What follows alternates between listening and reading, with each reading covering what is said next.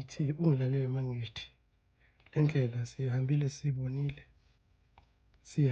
siyibonile, sibabonile abantu abazenza ngathi abangani bethu. At the end abantu abafuna ukusicindezela, abangafuni ukuthi sibone indlela yethu yempumelelo. Nathi sizitshela ukuthi abantu abathembekayo, but at some point bayasi-disappoint-a. Abantu abangasijabuleli ngezinto ezinhle ezivela ngakithi, abantu abafila jealousy izinto zethu masivela zikhanya. Siyihambile le ndlela, siyibonile, sifundile okuningi.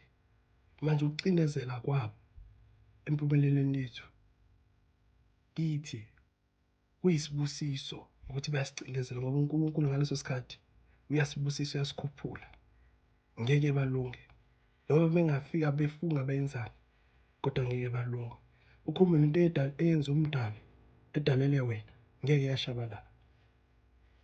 Into edalwe uNkulunkulu ngesikhathi saNkulunkulu ukuthi ngaleso sikhathi ngalowo mzuzu uzophumelela, kuzoyenzeka.